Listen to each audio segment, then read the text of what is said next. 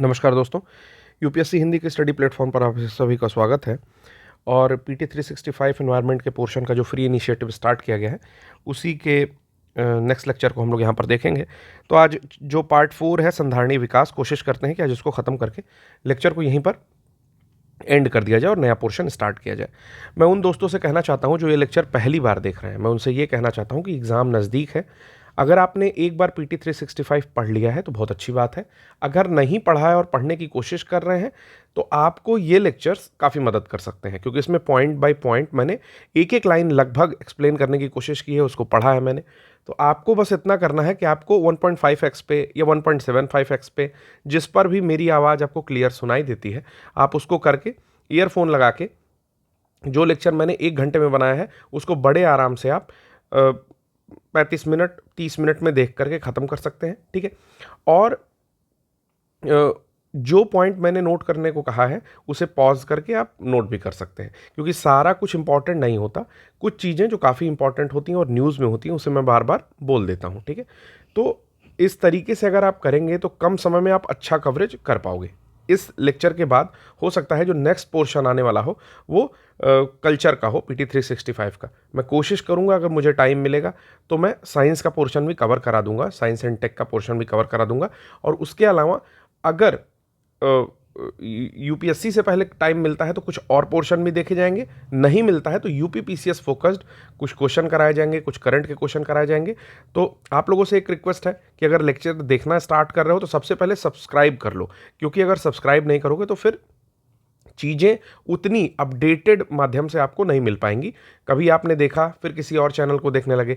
तो मेरा एक रिक्वेस्ट है, जैसे आप जिस भी चैनल को देख रहे हो, मैं ये भी नहीं कह रहा हूँ कि आप यूपीएससी हिंदी को देख रहे हो, आप जिस भी चैनल को देखते हो एटलीस्ट उसको सब्सक्राइब करके रखो और उसी को फॉलो करो। मतलब आपने एक लक्ष्य बना लेना है कि ये 3 चैनल है, इस पर मैं ये देखूंगा, इस पर मैं ये देखूंगा और इस पर मैं ये देखूंगा, ठीक है। तो उन चैनल्स पर वो चीज़ें रेगुलर वे में आप देखिए। ऐसा नहीं है कि आप कभी कोई और चैनल देख रहे हो, फिर कभी और कोई और चैनल देख रहे हो, फिर कभी कोई और चैनल देख रहे हो। क्योंकि जब आप डिफरेंट टीचर्स को कवर करना स्टार्ट करते हो तो शुरू में तो बहुत अच्छा लगता है कि उन्होंने कुछ नया फैक्ट बता दिया, उन्होंने तो कुछ नया फैक्ट बता दिया। लेकिन एक्चुअली इतने सारे फैक्ट हैं कि सब कुछ कवर करने के चक्कर में फिर वो बहुत साल निकल जाते हैं, ठीक है। और जो समय निकल जाता है फिर वो दोबारा नहीं आता है। तो फैक्ट लिमिटेड रहे लेकिन ठोस दिमाग में रहे। और आपको भी पता है कि जब 200 और 250 वर्ड में आपको आंसर लिखना है तो आपको इतने भी फैक्ट नहीं चाहिए कि केवल फैक्ट ही लिख डालो। तो चीज़ों को सही अप्लाई करना है और ग्राउंड लेवल की चीज़ों को, ज़मीनी चीज़ों से उसको जोड़ना है। तो चलिए, ये थोड़ी सी बातचीत के बाद हम लोग लेक्चर को स्टार्ट करते हैं। फिर से मैं कह रहा हूँ, अगर आपने सब्सक्राइब नहीं किया है तो सब्सक्राइब करिए। और जो भी आपके फ्रेंड्स स्टार्ट कर रहे हैं तैयारी करना, उनको जो है गौरव सर के गाइडेंस में एक बार ये वीडियो शेयर करिए, जिसमें कि उनको भी थोड़ी हेल्प होगी कि क्या चीज़ें कैसे करनी होती हैं। तो जो सबसे पहली न्यूज़ है वो ये है कि ग्रीन डिपॉजिट के बारे में है। ग्रीन डिपॉजिट क्या होता है? जैसे फिक्स डिपॉजिट होता है ना, फिक्स डिपॉजिट जो होता है, ठीक, जिसको एफडी बोलते हैं हम लोग, उसी तरह से आया है ग्रीन डिपॉजिट, ठीक है। तो ग्रीन डिपॉजिट के लिए framework for acceptance of green deposit करके ये न्यूज़ है, जिसमें आरबीआई ने ये कहा है कि ग्रीन डिपॉजिट को स्वीकृति दे दी है, ठीक है। और इसके लिए एक फ्रेमवर्क जारी कर दिया है, ठीक है। ग्रीन डिपॉजिट होता क्या है? ये ब्याज वाली जमा राशि होती है। जैसे फिक्स डिपॉजिट में आपको कुछ इंटरेस्ट और ब्याज मिलता है, सेम उसी तरीके से ग्रीन डिपॉजिट भी बनाया गया है। और ये जमा राशि कौन रखता है? तो आरई, ये विनियमित संस्थाएं या रेगुलेटेड एंटिटीज़ द्वारा जो है एक निश्चित अवधि के लिए स्वीकार की जाती हैं। सेम वैसे ही जैसे एफडी आप 3 साल के लिए, 1 साल के लिए, 5 साल के लिए डिफरेंट इंटरेस्ट रेट पे रखते हो, उसी तरीके से इसको भी जो है रखा जाएगा। और इसका निवेश जो किया जाएगा फिर, ठीक है, उसको जैसे एफडी आप करते हो तो बैंक या जिस भी संस्था में एफडी करा रहे हो वो उसको कहीं निवेश करती है, तभी तो आपको रिटर्न देती है, ठीक है। तो इसी तरीके से ये जो आपका ग्रीन डिपॉजिट होगा, ये भी इसका कहीं इन्वेस्टमेंट करेगा, लेकिन वो जो क्षेत्र होगा वो होगा हरित वित्त योजनाओं में, ठीक है। यानी कि ग्रीन फाइनेंशियल प्लान्स या प्रोजेक्ट्स में, ठीक है। इसके क्या क्या उद्देश्य होते हैं? पहला उद्देश्य यह है कि ग्राहकों को हरित जमाओं की पेशकश करना, कि जो भी आपकी ऐसी एंटिटीज़ है, रेगुलेटेड एंटिटीज़, वो कहेंगे कि हर एक जमा आप मेरे वहाँ कर सकते हो। फिर उनके हितों की रक्षा करना है मन को, मतलब उनको ठीक ठाक रिटर्न देना है। फिर संधाड़ी एजेंडे को प्राप्त करने में मदद करना है। ग्रीन वॉशिंग संबंधित चिंताओं को दूर करना, ये काफ़ी इंपॉर्टेंट पॉइंट है। ग्रीन वॉशिंग क्या होती है? ग्रीन वॉशिंग एक वर्ड है जिसमें ये होता है कि कोई भी कंपनी ना आपको झूठा वादा करती है कि हम पर्यावरण के लिए काम कर रहे हैं, और वो चीज़ झूठी रूप से दिखाती है और वास्तविकता में ऐसा नहीं होता है, तो इसी को बोलते हैं ग्रीन वॉशिंग। जैसे बहुत सारी कंपनियां हैं जो ये वादा करेंगी कि हमारा जो प्रोडक्ट है उसको यूज़ करिए और फेंक दीजिए, बायोडिग्रेडेबल है और इन्वायरमेंट के लिए इन्वायरमेंट फ्रेंडली है, ठीक है, जबकि इस तरह की चीज़ें नहीं है, ठीक है।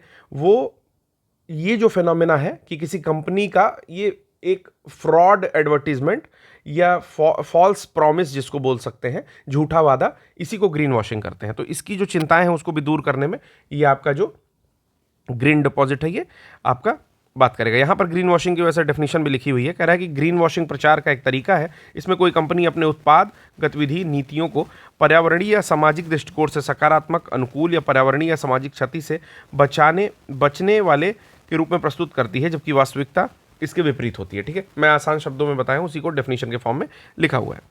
अब कह रहा है कि जो फ्रेमवर्क जारी किया है उसमें कुछ इंपॉर्टेंट चीज़ें भी हैं। कह रहा है कि ये निम्नलिखित संस्थाओं पर लागू होगा, तो संस्थाओं का नाम याद रखना है। ये विनियमित संस्थाओं के रूप में जाना जाता है। तो क्या है? लघु वित्त बैंक जो भी होंगे, यानी कि स्मॉल फाइनेंस बैंक है, उसके सहित अनुसूचित वाणिज्यिक बैंक, यानी कि शेड्यूल्ड कमर्शियल बैंक। तो पब्लिक सेक्टर बैंक में अगर शेड्यूल्ड कमर्शियल बैंक के पब्लिक सेक्टर वाली यूनिट की बात की जाए, मतलब जो सरकारी बैंक कहे जाते हैं, तो उसमें state bank of India, bank of Baroda आ सकता है, bank of India, bank of Maharashtra, central bank of India, Indian bank, Indian overseas bank, PNB, Punjab national bank, Punjab and Sind bank and UCO bank. ये सारे बैंक जो है आपके पब्लिक सेक्टर बैंक में आएंगे, शेड्यूल्ड कमर्शियल बैंक में। वहीं प्राइवेट में एक्सिस आ जाएगा आपका, सिटी यूनियन आ जाएगा, फेडरल आ जाएगा, HDFC, ICICI, IndusInd bank, Jammu Kashmir bank, Karnataka bank, Karur Vysya, yes bank, बंधन बैंक, आईडीएफसी, आईडीबीआई, ये सारे जो है प्राइवेट कमर्शियल बैंक में आएंगे। इसके अलावा इंटरनेशनल बैंक भी शेड्यूल्ड कमर्शियल में आ सकते हैं, जिसमें से the royal bank of Scotland और बहुत सारे बैंक, ठीक है। तो एक आरबीआई के एक पीडीएफ है, उसमें आपको ये सारे शेड्यूल्ड कमर्शियल बैंक दिखाई दे जाएंगे। तो इसमें से जिसको भी ये ग्रीन डिपॉजिट देनी है वो दे सकता है, तो इनको जो है दिया जाता है। उसके अलावा क्षेत्रीय ग्रामीण बैंक जो रूरल रीजनल बैंक होते हैं वो, लोकल एरिया के जो बैंक होते हैं वो, और पेमेंट बैंकों को भी स्वीकार करने की अनुमति नहीं होगी। यानी कि क्षेत्रीय ग्रामीण बैंक, अब ये पॉइंट इंपॉर्टेंट हो जाता है, इसको मार्क करेंगे कि क्षेत्रीय ग्रामीण बैंक, लोकल एरिया बैंक और पेमेंट बैंकों को ग्रीन डिपॉजिट स्वीकार करने की अनुमति नहीं है। अब यहाँ पर एक ऑप्शन देगा, जैसे कि सपोज करो कि पेटीएम पेमेंट बैंक या ये बंद हो गया है, तो कोई और इस तरह का छोटा बैंक जो भी होगा उसका नाम दे करके यूपीएससी आपसे कहता है कि ये जो बैंक है, ठीक है, पेमेंट बैंक, उनको ग्रीन डिपॉजिट स्वीकार करने की अनुमति आरबीआई ने हाल ही में दी है, ठीक है ना, और डेट भी दे देगा कि 22 जनवरी 2024 को दी है, ठीक है। फिर कह देगा कि जो आरआरबीज होते हैं वो भी ग्रीन डिपॉजिट्स को स्वीकार कर सकते हैं, लेकिन केवल 2 वर्ष की अवधि के लिए। अब देखिए ये इतना सुंदर फॉर्मेशन मैंने किया, ठीक है, मतलब यूपीएससी इतना खूबसूरत फॉर्मेशन करती है क्वेश्चन का कि आप देखोगे ना तो लगेगा कि बस मैं तो बस यही लगाने ही वाला था, एकदम आ गया स्वाद, बस यूपीएससी ने दे ही दिया मुझे, ठीक है। तो इस तरह का क्वेश्चन दे देगा कि आरआरबी मात्र 2 वर्ष के लिए ग्रीन डिपॉजिट स्वीकार कर सकती है, ठीक। अब आप फंस गए वहां पर, आपने पूरा पढ़ के बैठा है, लेकिन ये वाली जो लाइन मैंने हाईलाइट की है ना, अभी जो मैंने बताया नोट्स कैसे बनाना है, ये जो लाइन हाईलाइट की है ये अभी तक के लाइन में सबसे इंपॉर्टेंट लाइन है, क्योंकि ये नहीं अलाउड है, ये इंपॉर्टेंट है। जो अलाउड है वो तो बहुत सारे हैं, जो नहीं अलाउड है वो थोड़े से हैं, ठीक है। चलिए उसके बाद कहता है कि कुछ आरबीआई के पास पंजीकृत और जमा स्वीकार करने वाले एनबीएफसीज भी हैं, नॉन बैंकिंग फाइनेंशियल कंपनीज, और हाउसिंग फाइनेंस कंपनी भी जो है होती हैं। अब इसमें कुछ चीज़ें और यहाँ पर लिखी हुई हैं, ठीक है, तो इसको ज़्यादा नहीं पढ़ेंगे, बस ये समझेंगे कि क्या क्या ग्रीन एरिया में शामिल होता है। तो एक सेकेंड, चलिए, क्या क्या ग्रीन एरिया में शामिल होता है। तो शामिल क्षेत्रों में आता है नवीकरणीय ऊर्जा, यानी कि रिन्यूएबल एनर्जी का क्षेत्र है, ऊर्जा दक्षता एनर्जी इफिशियंसी का क्षेत्र है, स्वच्छ परिवहन, क्लीन ट्रांसपोर्टेशन का आता है, जलवायु परिवर्तन अनुकूलन यानी कि क्लाइमेट चेंज अडेप्टेशन आएगा, संधारणीय जल और अपशिष्ट प्रबंधन और हरित भवन। मतलब जितनी ग्रीन ग्रीन वाली चीज़ें हैं ना, वो चीज़ें इधर आ जाएंगी। ठीक है, यानी कि यहाँ पर जो है हाइड्रोजन इत्यादि का यूज होना चाहिए स्वच्छ परिवहन के केस में। बाहर कौन कौन सी परियोजनाएं रखी गई हैं जिसमें इन्वेस्टमेंट नहीं करना है ग्रीन डिपॉजिट के तहत? तो जीवाश्म ईंधन से रिलेटेड कुछ भी, चाहे निष्कर्षण हो, उत्पादन हो या वितरण हो, मतलब एक्सट्रैक्शन हो, प्रोडक्शन या डिस्ट्रीब्यूशन, कुछ भी किसी में भी नहीं करना है। परमाणु ऊर्जा उत्पादन में भी नहीं करना है। और ये भस्मीकरण टाइप का कुछ लिखा हुआ है, अपशिष्ट भस्मीकरण, इसमें भी नहीं करना है। फिर बायोमास ऊर्जा के क्षेत्र में भी नहीं करना है। फीड स्टॉक, कच्चे माल से उत्पन्न होने वाले नवीकरणीय ऊर्जा परियोजना में, अब ये देखिए ये इंपॉर्टेंट हो जाता है थोड़ा सा मेरे हिसाब से। कहता है कि संरक्षित क्षेत्रों से उत्पन्न होने वाले फीड स्टॉक से बायोमास ऊर्जा उत्पन्न करने वाली नवीकरणीय ऊर्जा परियोजनाओं में भी इन्वेस्टमेंट नहीं करना है। इसको भी पॉइंट आउट करेंगे।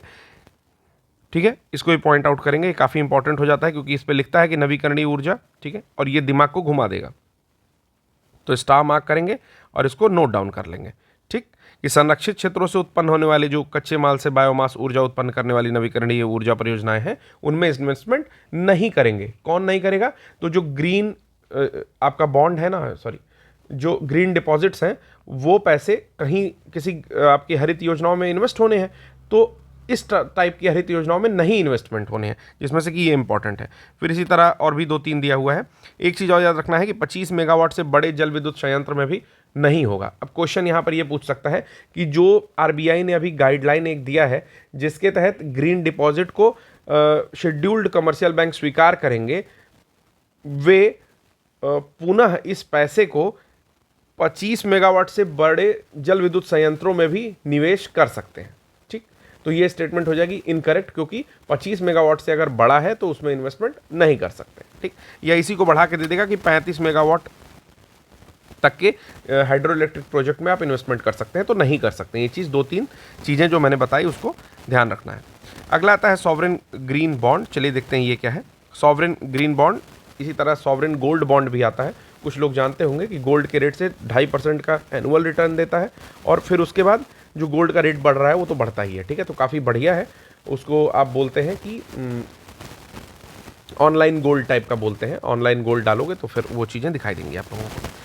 कह रहा है कि 2024 में, वित्त वर्ष 2024 में सॉवरेन ग्रीन बॉन्ड की पहली किस्त जारी की गई। सबसे पहली बात ये रखनी है कि पहली किस्त कब जारी हुई, तो 2024 में जारी हुई। ठीक है, और केंद्रीय बजट 2022-23 में इसकी घोषणा की गई थी। तो क्वेश्चन सबसे पहला यही पूछ सकता है कि सॉवरेन ग्रीन बॉन्ड के बारे में निम्न में से कौन सा स्टेटमेंट गलत है। ठीक है, और पहला ही पॉइंट दे दिया। अब कुछ बातें जानते हैं सॉवरेन ग्रीन बॉन्ड्स के बारे में। तो ग्रीन बॉन्ड्स वास्तव में एक डेट इंस्ट्रूमेंट होता है। ठीक है, यानी कि ऋण लिखित यहाँ पर लिखा हुआ है। डेट इंस्ट्रूमेंट ज़्यादा बेटर वर्ड है, इसको आप समझिए। डेट इंस्ट्रूमेंट होता है। क्या डेट इंस्ट्रूमेंट है? उसके बाद कहता है कि इससे जो जुटाया गया धन है उसका उपयोग पर्यावरण की दृष्टि से संधारणीय परियोजनाओं के वित्त पोषण में किया जाता है। मतलब जो भी सॉवरेन ग्रीन बॉन्ड के थ्रू पैसे आते हैं, जैसे सॉवरेन गोल्ड बॉन्ड के थ्रू भी पैसे आते हैं मैंने बताया, उसी तरह सॉवरेन ग्रीन बॉन्ड के थ्रू अगर पैसे आएंगे तो उनका जो यूज़ किया जाएगा वो जितनी सस्टेनेबल बनाने के लिए जो प्रोजेक्ट्स चल रहे हैं, ठीक है, उनमें इन्वेस्टमेंट इसकी की जाएगी या उनको फाइनेंशियल एड दिया जाएगा। ठीक है, फिर कहता है कि भारत में पहला ग्रीन बॉन्ड 2015 के टाइम में आया। ये सॉवरेन ग्रीन बॉन्ड नहीं था, ये ग्रीन बॉन्ड था। और जो इससे प्राप्त आय का उपयोग है वो मैंने बताया ही कि कैसे किया जाएगा। 9 श्रेणी की परियोजनाओं के वित्त पोषण में किया जाएगा। अब वो 9 श्रेणी की परियोजनाएं क्या हैं? जैसे नवीकरणीय ऊर्जा हो गई, रिन्यूएबल एनर्जी हो गई। ठीक है, उसके बाद आ गया एनर्जी एफिशिएंसी। ठीक है, स्वच्छ परिवहन, वही सारी चीज़ें हैं। जलवायु अनुकूलन है, संधारणीय एवं जल अपशिष्टन है, अपशिष्ट प्रबंधन है, प्रदूषण निवारण एवं नियंत्रण है, यानी कि पॉल्यूशन प्रिवेंशन या रिड्रेसल कुछ भी कह सकते हैं, और नियंत्रण कंट्रोल है, हरित भवन है, और 2 चीज़ें और हैं, स्थलीय और जलीय जैव विविधता संरक्षण और सजीव प्राकृतिक संसाधन और भूमि उपयोग का संधारणीय प्रबंधन। ये 9 पॉइंट है जो कि इस फ्रेमवर्क के तहत जो है कवर किया जाएगा। फिर कहता है कि परियोजना के चयन की जो आरंभिक जिम्मेदारी होती है, इसमें 2 स्तरीय गवर्नेंस प्रक्रिया का प्रावधान होता है। ये चीज़ याद रखनी है कि 2 स्तरीय गवर्नेंस प्रक्रिया का प्रावधान होता है। तो पहला जो है, परियोजना के चयन की जो आरंभिक जिम्मेदारी होती है वो परियोजना या कार्यक्रम का कार्यान्वयन करने वाली प्रभारी मंत्रालय या विभाग के पास होता है। और दूसरा है कि इसकी एक हरित वित्त कार्य समिति होती है जो कि मंत्रालय या विभाग के निर्णय का पर्यवेक्षण और सत्यापन करती है। मतलब पहला तो ये कि आरंभिक जो परियोजनाएं हैं उनके उनकी जिम्मेदारी होती है, और दूसरा है कि उसको जो फाइनेंशियल एड दिया जा रहा है उसकी जिम्मेदारी एक दूसरे, यानी उसके पर्यवेक्षण की जिम्मेदारी एक दूसरे डिपार्टमेंट के पास होती है। फिर बॉन्ड से जुटाया गया जो धन होता है, सबसे पहले वो आपका संचित निधि में जमा किया जाता है, और इस धन का प्रबंधन केंद्रीय वित्त मंत्रालय का सार्वजनिक ऋण प्रबंधन प्रकोष्ठ जो है वो देखता है। सार्वजनिक ऋण प्रबंधन प्रकोष्ठ मीन्स है पब्लिक डेट मैनेजमेंट सेल, इस पैसे को फिर देखती है। लेखा परीक्षा कौन करता है? तो कैग द्वारा इसकी लेखा परीक्षा की जाती है। तो आपको पता चल गया कि जो सॉवरिन ग्रीन बॉन्ड है वो किस तरीके से चीज़ों को रेगुलेट करता है, क्या 9 एरिया है जहाँ पे इन्वेस्टमेंट करनी है इसको, ग्रीन एरिया, ठीक है। फिर किसके जो बॉन्ड से प्राप्त धन होता है वो कहाँ सबसे पहले कंसोलिडेटेड फंड में कैसे जमा किया जाता है, ठीक है। और जो इसका लेखा परीक्षा होता है, ऑडिट का काम करता है, वो आपका कैग करता है, कंट्रोलर एंड ऑडिटर जनरल के द्वारा किया जाता है। इसी तरह 2 और अवधारणाएं हैं, राइनो बॉन्ड और सस्टेनेबिलिटी बॉन्ड। तो राइनो बॉन्ड आपका ब्लैक राइनो के लिए जो है किया गया है, और इंडिया एग्जिम बैंक ने लंदन स्टॉक एक्सचेंज के सस्टेनेबल बॉन्ड मार्केट प्लेटफॉर्म पर अपना 10 साल का सस्टेनेबिलिटी बॉन्ड दिया है जिसकी कीमत $1 बिलियन होगी। तो इसमें बस एक चीज़ याद रखिए कि इंडिया एग्जिम बैंक ने ये sustainability bond London stock exchange में जो है दिया हुआ है, ठीक है। अब हम लोग नेक्स्ट टॉपिक है resource efficiency circular economy industry coalition. इसको स्किप करते हैं, नेक्स्ट टॉपिक देखते हैं जो एग्जामिनेशन पॉइंट ऑफ व्यू से ज़्यादा महत्वपूर्ण है, ग्रीन बिल्डिंग्स, ठीक है। काफ़ी अच्छा वर्ड है ग्रीन बिल्डिंग्स। कभी निबंध लिखते समय या ऐसे राइटिंग के अलावा अगर कहीं मेंस में कुछ क्वेश्चन आप लिख रहे हो तो उसमें ये ग्रीन बिल्डिंग वर्ड्स यूज़ किया जा सकते हैं कि अगर आपको बताना है कि कुछ कैसे सस्टेनेबल चीज़ों को लेकर के चल सकते हैं, ठीक है, तो green building is a keyword. चलिए देखते हैं क्या है। तो चलिए देखते हैं कि ग्रीन बिल्डिंग्स क्या है। सबसे पहले ये देखते हैं कि ग्रीन बिल्डिंग जो होती है वो एनवायरनमेंट के अनुकूल एक ऐसी बिल्डिंग बनाई जाती है जिसमें निर्माण सामग्री जो लगती है या फिर जो प्रक्रियाएं उसमें अपनाई जाती हैं या फिर संचालन और रखरखाव की दृष्टि से ये क्या होती हैं, पर्यावरण के अनुकूल होती हैं, ठीक है। पहली बात तो ये हो गई। दूसरी चीज़ ये हुई कि ये ऊर्जा दक्ष होती हैं, यानी कि इसमें जो भी ऊर्जा होगी वो रीन्यूएबल टाइप की ली जाएगी, यानी कि जैसे सोलर ऊर्जा से घर को पूरी तरह से चलाया जा रहा है, ठीक है। यानी कि इलेक्ट्रिफिकेशन आपके विद्युत केबल्स के माध्यम से नहीं है, आपका सोलर रूफटॉप के माध्यम से या कोई भी अन्य मेथड है उसके माध्यम से यहाँ पर किया जा रहा है, जिससे कि ज़ीरो नेट इमिशन कार्बन का होगा, ठीक है। तो ज़ीरो कार्बन इमिशन भी इमारतों से निकलेगी, यानी कि कोई कार्बन इमिट नहीं होगी, ठीक है। फिर कहता है कि जो ग्रीन बिल्डिंग की अवधारणा है वो ग्लोबल वार्मिंग हो गया या पर्यावरणीय नुकसान हो गए, इन दोनों को, कि इन्वायरमेंट पे कोई इम्पैक्ट ना पड़े और ग्लोबल वार्मिंग को भी कम कर रहा है, तो इन दोनों को कम करने के लिए साथ ही साथ जो अपशिष्ट प्रबंधन की लागत है उसको भी कम करने के उद्देश्य से जो है यहाँ पर स्थापित की जाती है। सपोज करिए कि आपने ज़्यादा अपशिष्ट अगर निकाला तो उसके डिकम्पोजिशन में या उसको आप जो मैनेज करोगे उसमें भी आपको कहीं ना कहीं पैसा कम करना है, पैसा लगाना है, यानी कि लागत उसकी लगेगी, तो उस लागत को भी कम करेगा, ठीक है। तो ये एक कंसेप्ट है ग्रीन बिल्डिंग्स का। फिर इसमें यह है कि कुछ नवाचारी समाधान भी यूज़ किया जाता है, जैसे कूल रूफ यूज़ किया जाता है। आजकल एक पेंट आता है, आप कभी सर्च करोगे तो वो आता है सोलर या सन प्रोटेक्टेड पेंट, वाइट कलर का होता है, कुछ एलिमेंट्स डाल के बनाए जाते हैं। तो सपोज करो कि आप अपने रूफ पे अगर उसको लगाओगे तो मैक्सिमम जो हीट वो सन रेज होंगी ना वो वहाँ से रिफ्लेक्ट हो जाती हैं, उस पेंट की जो विशेषता है। नॉर्मल पेंट भी वाइट कलर का लगा सकते हो, लेकिन वो जो सन प्रोटेक्टेड टाइप का पेंट है वो ज़्यादा बेटर काम करता है, क्योंकि उसको उसी काम के लिए बिल्कुल एक प्रैक्टिकल प्रोसेस के थ्रू बनाया गया है। दूसरी चीज़ ये है कि टाइलिंग भी आती है, टाइल्स आती हैं, ठीक है, रूफ टाइल्स आती हैं, वो डिफरेंट होती हैं।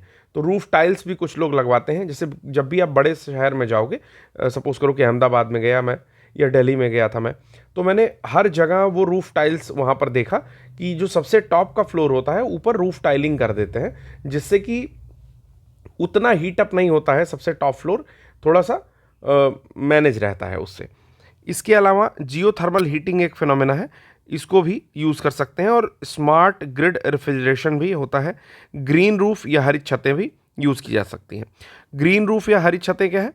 तो ग्रीन रूफ या हरित छत एक तरीका है कि सबसे टॉप की फ्लोर पे आप कोई भी वेजिटेशन स्टार्ट कर दो, जैसे कि आप थर्माकोल के डिब्बे में वेजिटेशन स्टार्ट कर दो, या वहाँ पर मल्टीपल गमले रख के वेजिटेशन स्टार्ट कर दो, या कोई पॉलीथीन बिछा करके उस पर पतली मिट्टी की परत डाल करके आप वेजिटेशन स्टार्ट कर दो, वहाँ पर कुछ पेड़ पौधे लगा दो।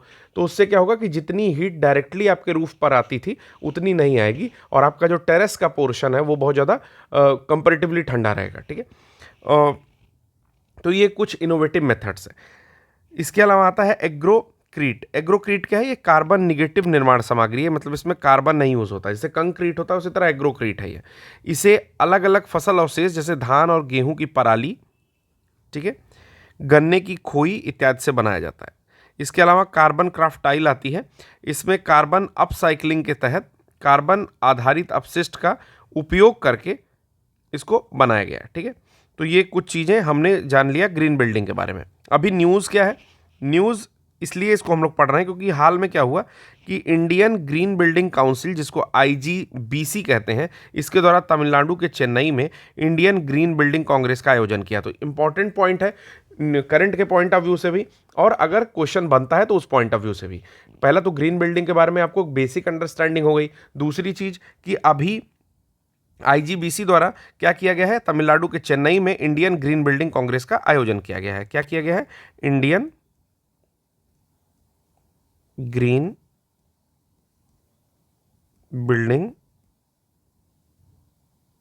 कांग्रेस का आयोजन किया गया है। कहां पर किया गया है? तो तमिलनाडु में किया गया है। किसके द्वारा किया गया है? तो IGBC यानी कि इंडियन ग्रीन बिल्डिंग काउंसिल के द्वारा किया गया है। इंडियन ग्रीन बिल्डिंग काउंसिल है क्या? तो इंडियन ग्रीन बिल्डिंग काउंसिल वो संस्था है जो कि किसी भी ग्रीन बिल्डिंग को मान्यता देती है कि ये ग्रीन बिल्डिंग है, और ये 2001 में जो है बनाई गई थी CII के अंडर में। ठीक है, इसके बारे में भी कुछ चीज़ें देख लेते हैं। कहता है कि ये हरित परियोजनाओं को प्रमाण पत्र देती है। ठीक है, पहला तो ये प्रमाण पत्र यानी कि सर्टिफाई करती है, ठीक, कि कौन सी बिल्डिंग जो है वो हरित परियोजनाओं के अंतर्गत है या फिर ग्रीन बिल्डिंग है, इस तरह की बात। फिर वर्ल्ड ग्रीन बिल्डिंग काउंसिल का संस्थापक सदस्य भी ये है, और स्थापना हुई थी 2001 में। मुख्यालय इसका है हेडक्वार्टर कहाँ पर है? तो हैदराबाद में है। ये भी पॉइंट याद रखेंगे कि हेडक्वार्टर कहाँ पर है, तो हैदराबाद में हेडक्वार्टर है।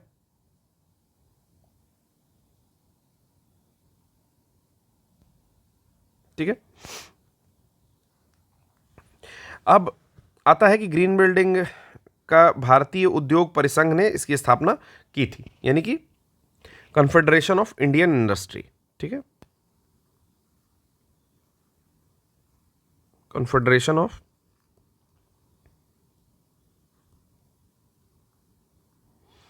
इंडियन इंडस्ट्री ने इसकी स्थापना की थी।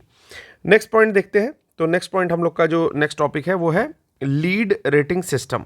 ठीक है, लीड रेटिंग सिस्टम क्या है? चलिए इसके बारे में हम लोग अच्छे से पढ़ लेते हैं। सबसे पहले बात आती है कि लीड है क्या है, फुल फॉर्म जान लेते हैं। तो इसका जो फुल फॉर्म है वो है लीडरशिप इन एनर्जी एंड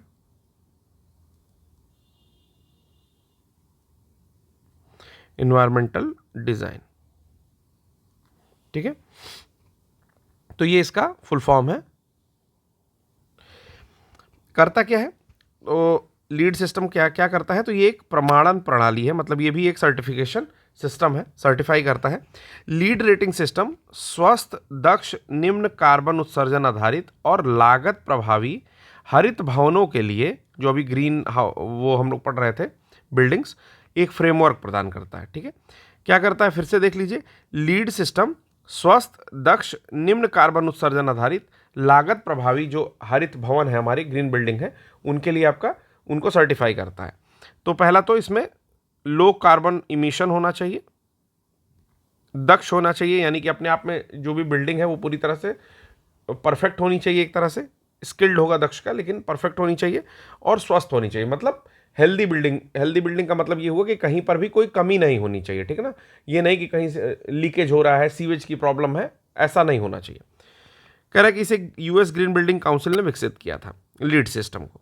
यहाँ पर फुल फॉर्म भी लिखा हुआ है, leadership in energy and environmental design. इसके तहत क्या होता है, अब जो सबसे इंपॉर्टेंट बात आती है मान्यता की, जो सर्टिफिकेशन दिया जाता है वो किस आधार पर दिया जाता है, कितने टाइप हैं इसके। तो प्रमाणन जो है 4 स्तरों पर किया जाता है। क्या क्या नाम है, तो पहला है सर्टिफाइड, पहले का नाम है सर्टिफाइड, ठीक है। दूसरे का नाम है सिल्वर, तीसरे का नाम है गोल्ड, और चौथे का नाम है प्लैटिनम, ठीक है। तो ये 4 तरीके हैं जिस पर प्रमाणन किया जाता है। फिर कहता है LEED India programme Indian green building council IGBC द्वारा प्रशासित होता है। लीड के बारे में यहाँ पर कुछ बातें दी गई हैं कि जैसे लीड एक प्रमाणन का पूरक है, ठीक है। लीड जीरो, लीड प्रमाणन का एक पूरक होता है लीड जीरो, ठीक है। लीड जीरो के बारे में कुछ बातें दी गई हैं। यह उन परियोजनाओं को मान्यता देता है जो कार्बन, ऊर्जा, जल या अपशिष्ट की श्रेणियों में नेट जीरो या नेट पॉजिटिव स्थिति को प्राप्त कर चुकी हैं, ठीक है। फिर कहता है कि भारत में 73 लीड जीरो प्रमाणित परियोजनाएं हैं, और भी इसके बारे में कुछ बातें हैं। सबसे इंपॉर्टेंट ये है, इसको नोट डाउन कहीं कर लेंगे, या प्रमाणन में हरियाणा और तमिलनाडु अग्रणी राज्य है, ठीक है। फिर कहता है कि भारत में कुल कार्बन उत्सर्जन का लगभग 1/3 हिस्सा भवन और अन्य निर्माण क्षेत्र से उत्पन्न होता है, कि भवन और अन्य निर्माण क्षेत्र जो है, मैन्युफैक्चरिंग जो भी जो होती है, उसमें 1/3 कार्बन उत्सर्जन होता है हम लोग का। फिर नेक्स्ट आगे बात आती है कि भारत जो है उसमें एक डीएलएफ ग्रुप है, किसी को पता होगा, उसका सिंबल ऐसे है, ठीक है, ऐसे ऐसे करके एक सिंबल होता है डीएलएफ ग्रुप का, ठीक है। इसका जो ग्रुप है ये कुल लीड जीरो प्रमाणन में वैश्विक स्तर पर अग्रणी है। ये चीज याद रखनी है कि वर्ल्ड वाइड ये क्या है, अग्रणी है लीड जीरो में। संबंधित सुर्खियों में एक गृह से रिलेटेड बात आती है। गृह क्या है, green rating for integrated habitat assessment. Bharat की अपनी ग्रीन बिल्डिंग रेटिंग प्रणाली है, इसका नाम है गृह, ठीक है। तो लीड तो भारत की है नहीं, लीड के बेसिस पे ही अगर देता है कि लीड से ही मिलता जुलता जो भारत का अपना green rating integrated habitat assessment है, उसका नाम गृह है, ठीक है। तो इसको टिक करेंगे अगर ऐसा कोई क्वेश्चन आता है। ये प्रणाली जो है the energy and resources institute TERI ने बनाया है, उसके साथ साथ नवीन और नवीकरणीय ऊर्जा मंत्रालय ने संयुक्त रूप से इसको विकसित किया है। पहला तो टेरी, और दूसरा है जो रिन्यूएबल एनर्जी का डिपार्टमेंट है, उसने इसको विकसित किया है। गृह जो है 5 स्टार रेटिंग सिस्टम है, और 5 साल की अवधि के लिए इसकी रेटिंग वैध होती है। तो ये कुछ बातें गृह के बारे में भी आप जान चुके हो। देखिए लीड के बारे में भले से कुछ कम पॉइंट्स नोट करो बोल्ड में, लेकिन गृह के बारे में ये तीनों पॉइंट्स जो दिए हुए हैं, इन तीनों को नोट कर लेना है। नोट्स कैसे बनाने हैं ये भी बता देता हूँ। जैसे सबसे पहले लिखना है गृह, ठीक है ना। गृह का यहाँ पर फुल फॉर्म लिख लेना है कि green rating for integrated habitat assessment, ठीक है। उसके बाद इसको यहाँ पर लिखना है विकसित किसने किया, तो टेरी लिख लेना है। टेरी का फुल फॉर्म आपको आशा करता हूं पता होगा, the energy and resources institute plus नवकरणीय करणीय ऊर्जा विभाग, ठीक है, ऐसे लिख देना है। फिर लिखना है 5 स्टार रेटिंग सिस्टम, ठीक है। हिंदी इंग्लिश मिक्स भी बना सकते हैं, रेटिंग सिस्टम। और कितने साल के लिए वैलिडिटी यहां पर देंगे, वैलिडिटी कितने साल के लिए, तो 5 ईयर्स, ठीक है।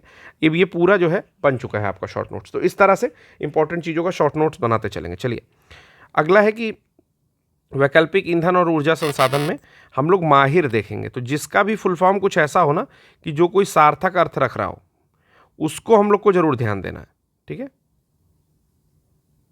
जैसे इसका नाम है माहिर, तो इसको एक बारी जरूर देखेंगे। चलिए माहिर क्या है, तो माहिर का फुल फॉर्म है mission on advanced and high impact research, ठीक है। Mission on advanced and high impact research, ठीक है। तो सबसे पहले माहिर के बारे में पढ़ना है, क्योंकि जब उसके बारे में जानोगे तभी सुर्खी समझ में आएगी। माहिर है क्या, इस बार यूपीएससी एग्जाम के लिए माहिर जो है मुझे लगता है कि काफ़ी इंपॉर्टेंट है, या कोई भी आगामी एग्जाम हो, शायद यूपीपीसीएस में पूछ ले। तो ये जो टॉपिक है इसको बहुत अच्छे से पढ़ेंगे, एक एक पॉइंट जो मैं बोलूँगा, जहाँ पर नोट डाउन करने को बोलूँगा, आप एक शॉर्ट नोट तैयार कर लेना तुरंत। सुर्खियों में आने से पहले कि क्या सुर्खियाँ हैं, इससे पहले हम लोग शुरू करते हैं कि माहिर है क्या। ठीक है, माहिर क्या है? ये एक मिशन है, किसके द्वारा चलाया जा रहा है?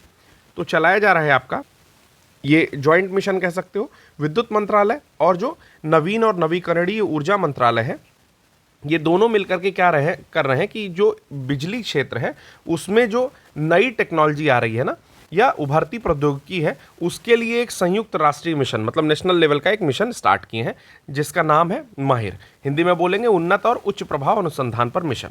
ठीक है, उद्देश्य में क्या कहता है कि ये ऊर्जा क्षेत्र के लिए उभरती हुई प्रौद्योगिकी एवं भविष्य में प्रासंगिक रहने वाले क्षेत्रों की पहचान करेगा। सेम वही बात है कि जो भी नई टेक्नोलॉजी आती है ना एनर्जी सेक्टर में, उसकी पहचान करेगा और उसको बढ़ावा देगा।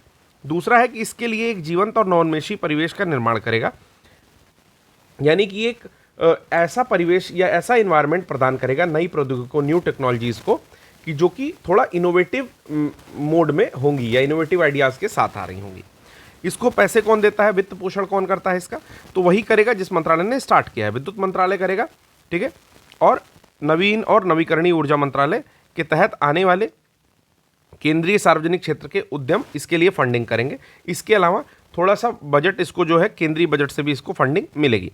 तो ये पॉइंट सारे नोट करने कि पहले तो दोनों नोडल मंत्रालय करेंगे और उस मंत्रालय के आने वाले केंद्रीय सार्वजनिक क्षेत्र के उद्यम भी करेंगे, यानी कि जो PSUs आएंगे वो करेंगे, और उसके अलावा केंद्रीय बजट से भी इसको कुछ फंड मिलेगा। दृष्टिकोण क्या था कि किसी विचार को उत्पाद में परिवर्तित करने है तो प्रौद्योगिकी जीवन चक्र दृष्टिकोण को अपनाना, कि कोई विचार आपके पास आया, उसको अब प्रोडक्टिव बनाना है या प्रोडक्ट में कन्वर्ट करना है, उसके लिए जो टेक्नोलॉजी चाहिए, ठीक है, या उसका जो आपका एक जीवन दृष्टिकोण होना चाहिए कि उसको कैसे एक लाइव कर दिया जाए, मतलब कि वास्तविकता में उसको यूज करने योग्य बना दिया जाए प्रोडक्ट बनने के बाद। उसके ऊपर इसका मेन पॉइंट ऑफ व्यू या मेन फोकस रहेगा कि किसी के मन में, किसी वैज्ञानिक के मन में, साइंटिस्ट के मन में कोई विचार आता है एनर्जी सेक्टर को लेकर के कि बहुत बढ़िया एफिशिएंट बना सकते हैं, पोल्यूशन कम हो जाएगा उससे, उसमें भारत जो है लेस पोल्यूशन इमिट करने वाले कंट्रीज में आ जाएगा। तो उस विचार को पहले प्रोडक्ट में कन्वर्ट करेंगे, और प्रोडक्ट में कन्वर्ट करने के बाद उसका प्रैक्टिकल कई जगह करने के बाद फिर उसको यूज में लेना है। ठीक है, तो ये इसका दृष्टिकोण है।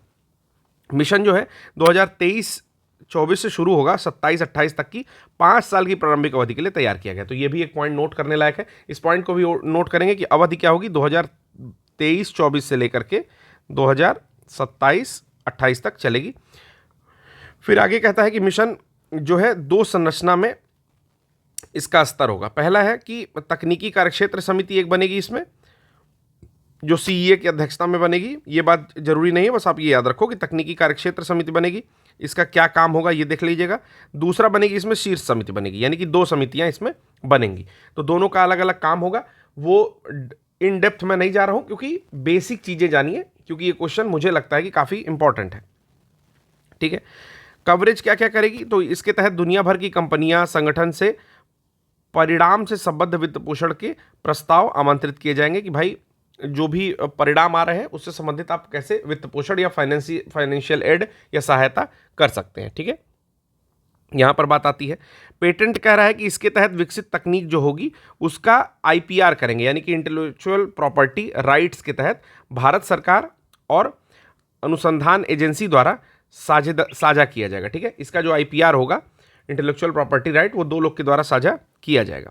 ठीक है, और प्रस्तावों का चयन किस तरह होगा कि गुणवत्ता सह लागत आधारित चयन होगा। इसको इंग्लिश में क्या बोलेंगे, क्वालिटी कम कॉस्ट बेस्ड सिलेक्शन, QSBS, यानी कि पहले तो देखी जाएगी कि जो आप बना रहे हो या जो सुझाव दे रहे हो जिस प्रोडक्ट का, उसका क्वालिटी कैसा है, ठीक है, और उस पर कॉस्ट कितनी आती है। जिसकी क्वालिटी अच्छी होगी, कॉस्ट कम होगी, उस तरह के प्रस्तावों को सेलेक्ट किया जाएगा इसमें। ठीक है, न्यूज में क्यों था, कहा जा रहा है कि विद्युत क्षेत्र में उभरती प्रौद्योगिकियों का लाभ उठाने के लिए mission on advanced and high impact research माहिर शुरू किया गया है। इस मिशन को केंद्रीय विद्युत मंत्रालय और नवीन और नवीकरणीय ऊर्जा मंत्रालय ने संयुक्त रूप से शुरू किया है। तो ये पॉइंट मैंने आपको बता ही दिया। इसके अलावा कुछ पॉइंट और है जो मैं सोचता हूं कि आपके सामने यहां पर रख देना चाहिए। जैसे पहला पॉइंट है कि ये भारत को दुनिया का एक विनिर्माण केंद्र बनाने में सहयोग करेगा। ठीक है, विनिर्माण केंद्र का मतलब हो गया कि मैन्युफैक्चरिंग हब, जैसे कि चाइना है, चाइना इस समय मैन्युफैक्चरिंग हब है और बहुत सारा मैन्युफैक्चर करने के बाद दूसरे देशों में ले जाकर के प्रोडक्ट को डंप कर देता है। तो होता क्या है कि जब भी आप बल्क में सामान खरीदोगे ना, जैसे गल्ला मंडी चले जाओ या किसी की मंडी चले जाओ और उसको फुटकर में खरीदो, तो दोनों में आपको बड़ा डिफरेंस दिखेगा। इसी तरीके से अगर प्रोडक्शन बहुत ज़्यादा है और आप किसी अन्य मार्केट में उसको डंप कर रहे हो, तो जो वहाँ के इंडिजीनियस प्रोडक्ट्स होंगे, जो उस देश के प्रोडक्ट होंगे, वो क्या होंगे, वो मात खा जाएंगे। जैसे अगर एक खिलौने की कास्ट भारत में बनाने पर, एक छोटे गुड्डे की कास्ट या गुड़िया की कास्ट भारत में बनाने पर सपोज करो कि 30 रुपए आती है, तो चाइना उस माल को 12-13 रुपए में बना देता है। तो अगर चाइना वो माल ला के भारत में डंप करेगा, तो ऑब्वियस सी बात है ज़्यादा प्रॉफिट लेने के लिए यहाँ के लोग 12-13 रुपए में खरीद करके उसे 30 से 40-50 रुपए में बेचना पसंद करेंगे, ना कि 30 रुपए के यहाँ के प्रोडक्ट को खरीद करके 50 रुपए में बेचना। ठीक है, तो इससे जो है एक विनिर्माण केंद्र जो है बना सकता है। फिर मैंने आपको अवधि इसकी बता दी है। इसके अलावा ये 8 क्षेत्रों की पहचान इसमें की गई है। ठीक है, वो क्षेत्र कौन कौन से हैं, तो अगर यहाँ से स्टार्ट करें तो पहला है कि लिथियम आयन स्टोरेज बैटरी के विकल्प की तलाश करना। पहला तो यही कह दिया कि लिथियम आयन बैटरी जो होती है उसके स्टोरेज विकल्प की कोई तलाश करना, मतलब कोई और टाइप की बैटरी बनाना। दूसरा है कि खाना पकाने का जो यहाँ पर भारतीय तरीका है, ठीक है, उसमें उसके अनुरूप इलेक्ट्रिक कुकर और पैन बनाना, कि भारतीय एक स्पेशल हम लोग का तरीका है, हम लोग कोई चीज़ बॉयल नहीं खाते, हम लोग प्रॉपर पकाते हैं, तो हम लोग को ऐसे इलेक्ट्रिक कुकर और पैन चाहिए। तीसरा है परिवहन के लिए green hydrogen efficiency fuel cell का निर्माण करने में मदद करेगा। कार्बन कैप्चर या उसको बोलेंगे कार्बन अवशोषण करेगा। फिर है indigenous cold rolled green oriented technology का बढ़ावा देना, मतलब ये भी टेक्नोलॉजी इसके द्वारा लाई जाएगी। इलेक्ट्रिक वाहनों की बैटरी के लिए नैनो तकनीक लाई जाएगी, कि कोई नैनो टेक्निक लाई जाए इलेक्ट्रिक गाड़ी के बैटरीज के लिए। फिर उसके बाद कह रहा है कि ठोस अवस्था वाला रेफ्रिजरेशन, कुछ ऐसा रेफ्रिजरेशन जो कि ठोस अवस्था तक चीज़ों को ले जाए, और भूतापीय ऊर्जा यानी कि जियो थर्मल एनर्जी, जो कि भारत में कम है बाहरी देशों की अपेक्षा। ठीक है, इसको बढ़ावा देना। तो ये 8 क्षेत्र हैं, ये अनुसंधान के 8 क्षेत्र को भी आप याद रखिएगा। इसके अलावा उद्देश्य आपको मैंने बता ही दिया कि वैश्विक ऊर्जा क्षेत्र के लिए उभरती प्रौद्योगिकी की पहचान करेगा, सहक्रियात्मक कार्यवाही विकास और प्रौद्योगिकी के सुचारू हस्तांतरण के लिए विद्युत क्षेत्र के हितधारकों के लिए एक सामान्य मंच प्रदान करेगा। तो ये सारी चीज़ें हैं, काफ़ी इंपॉर्टेंट है ये। ठीक है, अगला है एक रीटैप करके एक टेक्नोलॉजी है। क्या है बताता हूँ मैं आपको, तो इसके बारे में भी देख लेते हैं कि रीटैप है क्या। सबसे पहले देखते हैं रीटैप क्या है। रीटैप जो है, इसका एक उद्देश्य है रीटैप का कि ये उभरती नवीकरणीय प्रौद्योगिकियों के विकास में तेज़ी लाता है। मतलब जो भी आपका इनोवेटिव टेक्नोलॉजी है उनको थोड़ा डेवलप करने में क्या करता है, ये पूरा प्रोसेस फास्टन करता है। हरित स्वच्छ हाइड्रोजन, पवन ऊर्जा और लंबी अवधि वाली ऊर्जा भंडारण प्रणालियों पर ध्यान केंद्रित करता है, और साथ ही जियोथर्मल यानी कि भूतापीय, महासागर और ज्वारी यानी कि टाइडल एनर्जी आदि की संभावना का पता लगाने में मदद करता है। ठीक है, अब हुआ क्या है, अभी न्यूज़ क्या थी, बस ये चीज़ पढ़ लेते हैं कि संयुक्त राज्य अमेरिका और भारत के बीच एक रणनीतिक स्वच्छ ऊर्जा भागीदारी यानी कि SCEP strategic clean energy partnership के तहत US इंडिया रीटैप की शुरुआत हुई है। ठीक है, उद्देश्य मैंने कुछ बता दिया है।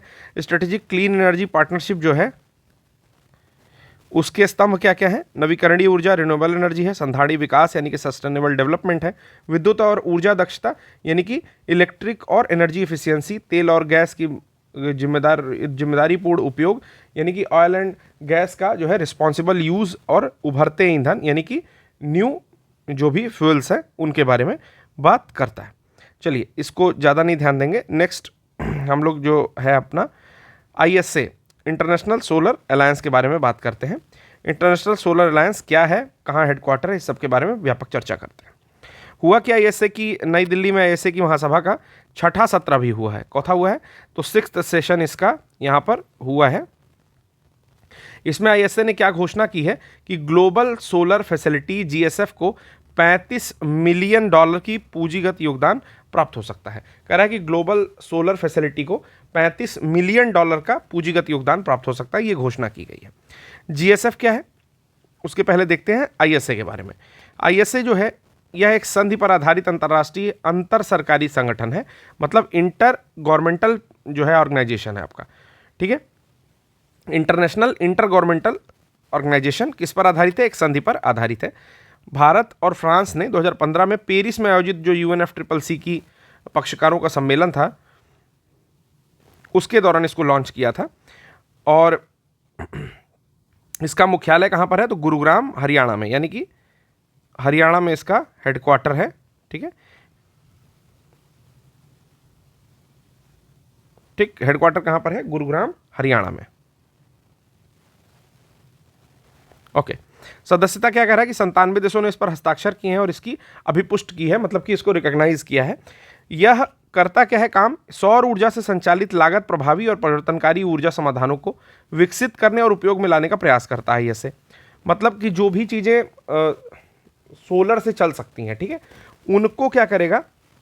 लागत प्रभावी बनाएगा, मतलब कॉस्ट इफेक्टिव बना देगा, उनको कम कॉस्ट कर देगा, जिससे लोगों के बीच में उसकी पॉपुलैरिटी बढ़ जाए और लोग उसको यूज करना स्टार्ट करें। उसके साथ साथ परिवर्तनकारी ऊर्जा समाधानों को विकसित करने में, मतलब कि जो एक चेंज ला सकते हैं ऐसे ऊर्जा समाधान जो है उसको विकसित करने में महत्वपूर्ण योजना या जो है साथ देता है, ठीक है, विकसित करने में।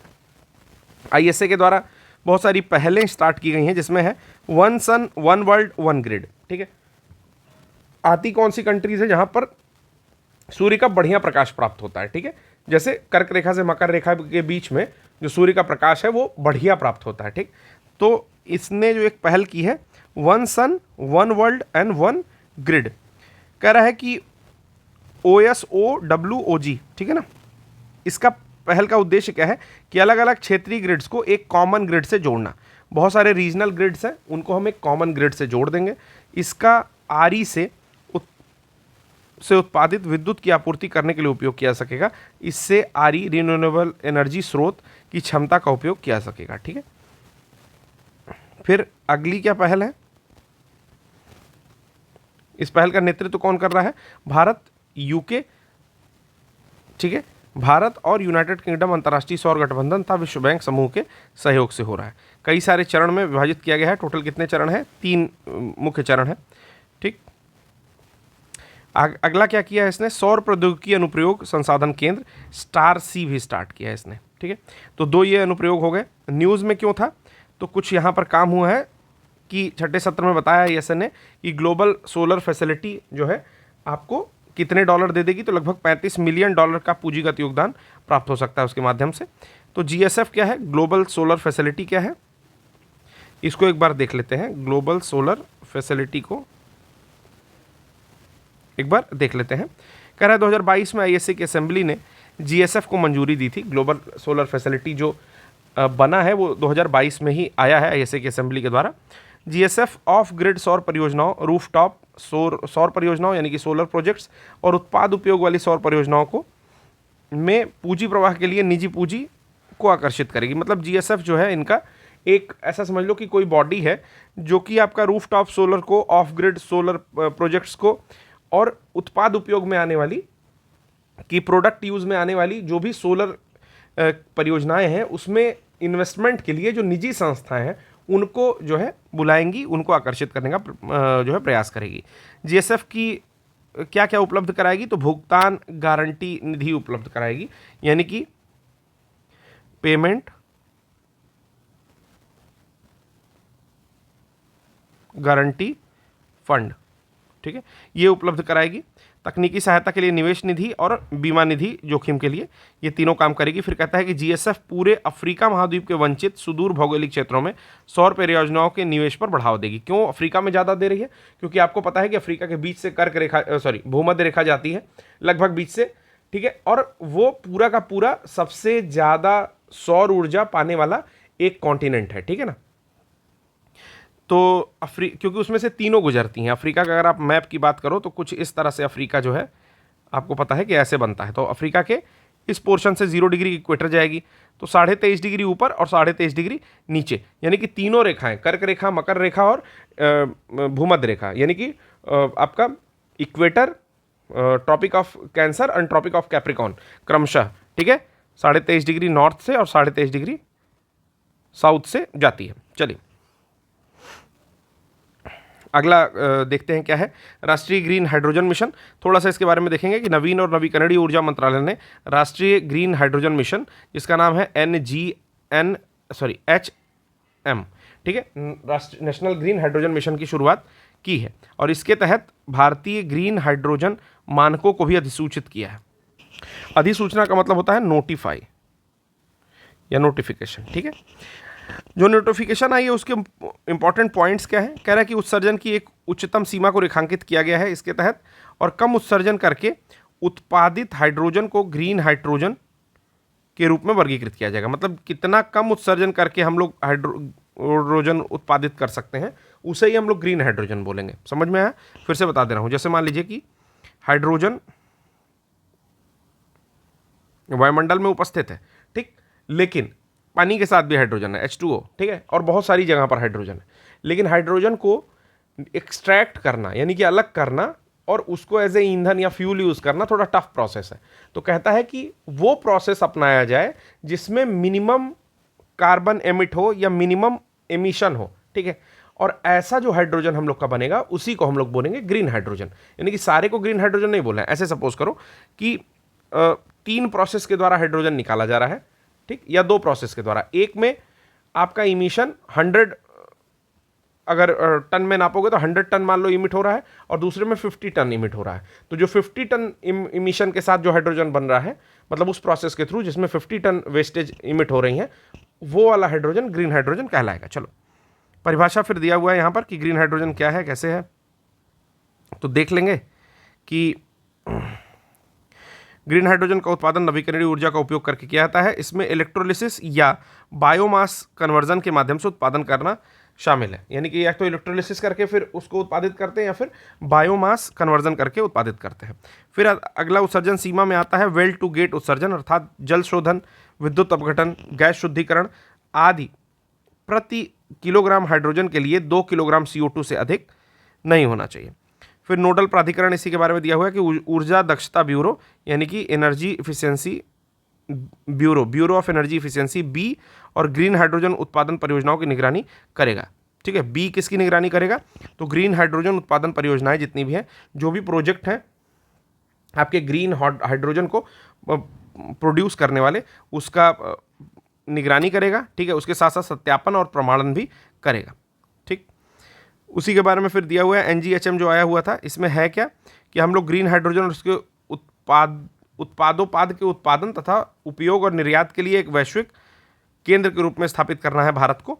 यानी कि भारत को ग्रीन हाइड्रोजन का हब बनाना है। 2030 तक का एक मिशन है। क्या है कि कम से कम 5 MMT की ग्रीन हाइड्रोजन उत्पादन क्षमता हो। MMT क्या है? Million metric tonne. Million metric tonne की ग्रीन हाइड्रोजन उत्पादन क्षमता होगी और देश भर में 125 गीगावाट की नवीकरणीय ऊर्जा क्षमता स्थापित होगी। वार्षिक ग्रीन हाउस गैस उत्सर्जन में 50 MMT की कमी लाना है। जितना भी ग्रीन हाउस गैस है हमारा, उसमें 50 MMT की कमी लाना है। और संचय रूप से, और दूसरी बात ये कह रहा है कि संचय रूप से 1 लाख करोड़ रुपए मूल्य के जो भी फॉसिल फ्यूल आते हैं, जो इंपोर्ट करते हैं हम लोग, उसको 1 लाख करोड़ रुपए से कम करना है। ठीक है, मिशन के उपघटकों में बहुत सारी चीज़ें हैं, जैसे साइट एक प्रोग्राम है इनका वित्तीय प्रोत्साहन के लिए ही, कि फाइनेंशियल किस तरह से एड को बढ़ाया जाए, प्रोत्साहित किया जाए। ठीक है, उसमें है ग्रीन हाइड्रोजन संक्रमण हेतु रणनीतिक हस्तक्षेप, जिसको बोलते हैं साइट। तो इसका भी फुल फॉर्म बता देता हूँ आपको। ये साइट से साइट का HT, ठीक है, क्या है? स्ट्रेटेजिक इंटरवेंशंस, TIONS, ठीक है, फॉर ग्रीन हाइड्रोजन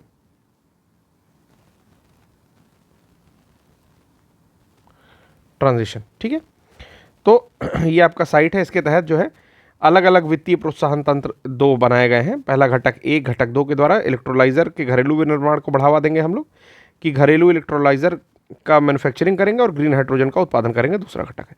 फिर जो अनुसंधान एवं विकास, यानी कि इन लोग का जो भी रिसर्च और डेवलपमेंट है, उस केस में एक बात है शिप की, और PPP फ्रेमवर्क आदि जो है तैयार करने में हेल्प करेंगे। फिर कहता है ईंधन के रूप में हाइड्रोजन। तो ये लगभग सब लोग जानते होंगे कि किस तरह से इसका लाभ है, क्या नहीं है, उत्सर्जन कम करता है, ठीक है, फॉसिल फ्यूल का रिप्लेसमेंट है एक तरह का। कलर स्पेक्ट्रम भी दिया हुआ है, जैसे इलेक्ट्रोलिसिस के थ्रू जो बनेगी वो ग्रीन बनेगी, और इलेक्ट्रोलिसिस होगा किस चीज़ का, तो जल का होगा। फिर है प्राकृतिक गैस, इसको दो तरह से अलग करेंगे। पहला स्ट्रीम रिफॉर्मेशन के थ्रू करेंगे, ठीक है, कार्बन कैप्चर एंड स्टोर करेंगे तो ये ब्लू बनाएगा। स्ट्रीम रिफॉर्मेशन के थ्रू करेंगे बिना कार्बन कैप्चर एंड स्टोरेशन के तो ग्रे बनेगा, और फिरोजा कलर बनेगा, टर्किश कलर बनेगा, टर्क्वाइश कलर बनेगा आपका पायरोलिसिस के थ्रू, ठीक है। तो सारा प्रोसेस रटोगे ऐसे, इसको रटना है, रटने वाली चीज़ है कि जल का जब इलेक्ट्रोलिसिस करेंगे, वाटर का इलेक्ट्रोलिसिस करेंगे तो ग्रीन हाइड्रोजन बनेगी, ठीक है। अगर नेचुरल गैस का कर दोगे स्ट्रीम रिफॉर्मेशन में तो ब्लू बनेगी, और बिना कार्बन कैप्चर और स्टोर के करोगे तो ग्रे बन जाएगी। पायरोलिसिस कर दोगे तो फिरोजा कलर यानी कि टर्क्विश कलर की बनेगी। फिर ब्राउन कोल का गैसिफिकेशन करोगे तो ब्राउन हाइड्रोजन बन जाएगी। ब्लैक कोल का गैसिफिकेशन करोगे तो ब्लैक बन जाएगी। न्यूक्लियर का इलेक्ट्रोलिसिस कर दोगे तो पिंक बनेगी, याद रखना, न्यूक्लियर का इलेक्ट्रोलिसिस करोगे तो पिंक बनेगी। और धरातल के नीचे उपलब्ध प्राकृतिक रूप से उपलब्ध जो होती है वो है व्हाइट।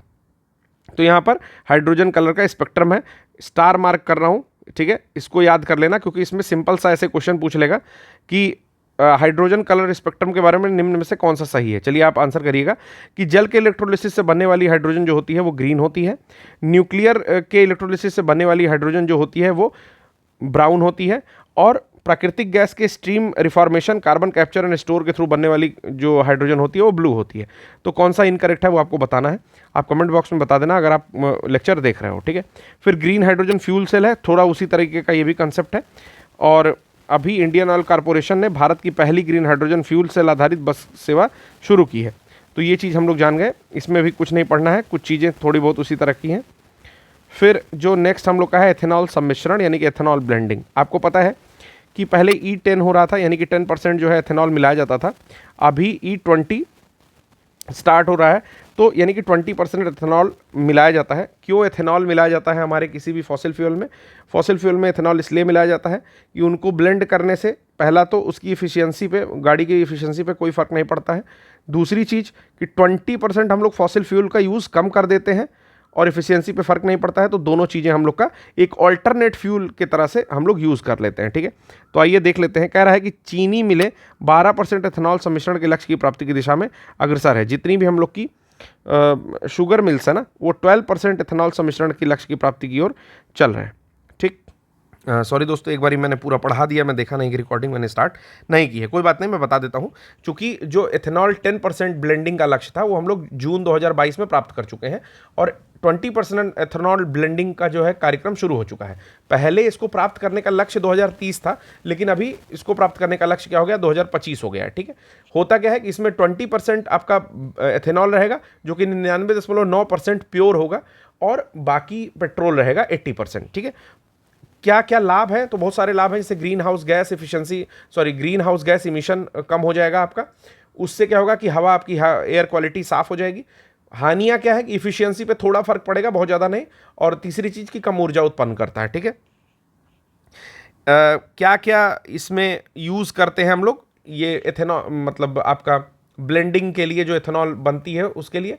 तो पहला तो सबसे जो पहला प्रोडक्ट है वो गन्ना यूज़ करते हैं, दूसरा प्रोडक्ट है मक्का यूज़ करते हैं, और FCI को ये गाइडलाइन है FCI के पास कि अगर चावल के स्टॉक खराब हो रहे हैं तो आप राइस को भी यूज़ कर सकते हो, ठीक है। तो ये 3 चीज़ें यूज़ करते हैं। जैव ईंधन या बायोफ्यूल की बात करें तो अभी 4 पीढ़ी आ चुकी है। पहली पीढ़ी में केवल बेसिक चीज़ें थी, और चौथी पीढ़ी में ये विकासात्मक चरण है यानी कि डेवलपिंग वाला चरण है। इसमें बायो इंजीनियर्ड सूक्ष्मजीव अनुवांशिक रूप से इंजीनियर्ड फीड स्टॉक का उपयोग किया जाता है, ठीक है। भारत की स्थिति मैंने बताया कि 10% एथेनॉल के लक्ष्य को जून 2022 में प्राप्त कर लिया है, और इसी को देखते हुए E20 को जो निर्धारित अवधि थी उससे पहले ही स्टार्ट कर दिया गया है, और इसका जो टारगेट बनाया गया है वो 2025 कर दिया गया है 2030 के स्थान पर। प्रधानमंत्री ने लक्ष्य से 2 साल पहले ही E20 एथेनॉल पहल को लॉन्च कर दिया गया, और इसके तहत 20% एथेनॉल और 80% पेट्रोल सम्मिश्रित किया जाता है। अगला जो हम लोग न्यूज़ देखने वाले हैं उसका नाम है कंप्रेस्ड बायोगैस ब्लेंडिंग, ठीक है, CBG, ठीक। CBG क्या है? पेट्रोलियम और प्राकृतिक गैस मंत्रालय ने सिटी गैस वितरण यानी कि CGD क्षेत्रक में CNG और PNG सेगमेंट्स में चरणवार सीबीजी मिश्रण दायित्व तो सीबीओ की शुरुआत कर दी है। अब सीबीओ के बारे में कुछ दिया हुआ है, लेकिन पहले सीबीजी का महत्व देख लेते हैं। कंप्रेस्ड बायोगैस का महत्व देखते हैं कि पहला, पंचामृत लक्ष्य को प्राप्त करने में सहायता प्राप्त करेगा। स्वच्छ और किफ़ायती ईंधन की उपलब्धता सुनिश्चित कराएगा। तीसरा है कि एनर्जी बास्केट में विविधता लाने में सहायक होगा सीबीजी। कच्चे तेल संबंधी आयात निर्भरता को घटा देगा, ठीक है, या कमी आएगी उसमें। उद्यमिता, ग्रामीण अर्थव्यवस्था को बढ़ावा देगा। कंप्रेस्ड बायोगैस की बात करता है तो बायोगैस कैसे बनता है ये देख लेते हैं। संपीड़ित बायोगैस क्या है, सीबीजी क्या है। कह रहा है ये मीथेन, CO2 और अल्प मात्रा में अन्य गैसों का मिश्रण है, ठीक है। मतलब मेनली कौन रहता है तो मीथेन रहता है, ठीक है। CH4 इसका मेन कॉन्स्टिट्यूएंट है। उसके बाद आता है CO2 कार्बन डाइऑक्साइड और अन्य गैसें होती हैं। बायोगैस का उत्पादन प्राकृतिक रूप से बायोमास के अवायवीय अपघटन यानी कि एनारोबिक डिकम्पोजिशन में होता है। आपका एयर के अब्सेंस में, एनारोबिक मतलब होता है एयर के अब्सेंस में, अवायवीय इससे पता भी चल रहा होगा, ठीक है। बायोमास में कृषि अपशिष्ट, नगरपालिका ठोस अपशिष्ट, गन्ना, प्रेस मड इत्यादि सम्मिलित होते हैं। मतलब पहला तो कृषि अपशिष्ट होता है, जो भी खेतों का कचरा होता है वो होता है। फिर नगरपालिका ठोस अपशिष्ट होते हैं, नगरपालिका के अंतर्गत जितने ठोस अपशिष्ट आते हैं वो होते हैं। और गन्ना, प्रेस मड इत्यादि चीज़ें होती हैं, ठीक है। यानी कि गन्ने का जो छाल बचता है जूस निकालने के बाद, या प्रेस मड जो भी होता है, ठीक है, ये सारी चीज़ें उसमें शामिल होती हैं। कह रहा है सीबीजी बायोगैस के शुद्धिकरण और संपीड़न के बाद प्राप्त होता है। बायोगैस के शुद्धिकरण और संपीड़न के बाद आपको क्या प्राप्त होगा, सीबीजी प्राप्त होगा, कंप्रेस्ड बायोगैस प्राप्त होगा। इसमें मीथेन की मात्रा बहुत अधिक, मोर देन 90% होती है। तो हमेशा पूछता है कि सीबीजी में आपसे पूछ लेगा ईथेन की मात्रा सबसे ज़्यादा होती है, या कह देगा कि CO2 की मात्रा सबसे ज़्यादा होती है। यूपीएससी जो है बेसिकली क्वेश्चन ऐसे ही बनाता है। तो आप कहोगे नहीं, एक स्टेटमेंट गलत है, क्योंकि हमने पढ़ा है कि CH4 की मात्रा सबसे ज़्यादा होती है। और आपसे कुछ नहीं पूछेगा, कोई जानकारी नहीं पूछेगा, सिंपल सा उसका कॉन्स्टिट्यूएंट पूछेगा कि विच वन इज मोर और लेस, ऐसे करके इंक्रीजिंग डिक्रीजिंग ऑर्डर पूछेगा। इसका कैलोरिफिक वैल्यू दिया हुआ है। कैलोरी मान उच्च होता है, लगभग 50 मेगाजूल पर केजी के आसपास होता है, ठीक है। 47 से 52 दिया है, तो 50 मेगाजूल पर केजी के आसपास इसकी कैलोरीफिक वैल्यू होती है। CV से रिप्रेजेंट करते हैं, इसी को हिंदी में बोलते हैं ऊष्मीय मान, ठीक है, या कैलोरी मान। फिर आता है सीबीजी के अन्य घटकों में कार्बन डाइऑक्साइड है, हाइड्रोजन सल्फाइड है, ऑक्सीजन है, आर्द्रता है, ठीक है, नाइट्रोजन है, ये सारी चीज़ें आती हैं। तो अगर घटते हुए क्रम में पूछ ले तो CO2 याद करेंगे, CO2 सबसे ज़्यादा, हाइड्रोजन सल्फाइड उसके बाद, फिर ऑक्सीजन है, नाइट्रोजन, ठीक है, और उसके बाद आर्द्रता आती है, ठीक है। चलो,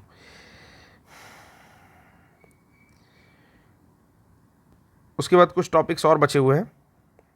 मुझे लगता है कि आज पूरा नहीं कवर हो पाएगा। ज्वारीय ऊर्जा के बारे में हम लोग नहीं पढ़ेंगे। टाइडल एनर्जी, भारत में इसकी एक रिपोर्ट आई हुई है, देख लेंगे क्या है रिपोर्ट, ठीक है, प्रोसेस में बता दूंगा, ठीक है। भारत स्टेज 6 के बारे में थोड़ी बातें दी हुई हैं, मैं देख लेता हूँ। अगर आज कवर हो जाएगा तो मैं आज कवर कर दूंगा, नहीं तो फिर नेक्स्ट में कवर करूँगा। तो मुझे लगता है थोड़ा सा ज़्यादा है, तो एक लेक्चर मुझे और लग जाएगा, क्योंकि एक मुझे लगता था कि 1 घंटे में कवर हो जाएगा, बट 1 घंटे में नहीं हुआ, ठीक है। चलिए, तो फिर नेक्स्ट लेक्चर में आपसे मिलता हूँ। अभी तक के लिए इतना ही, धन्यवाद।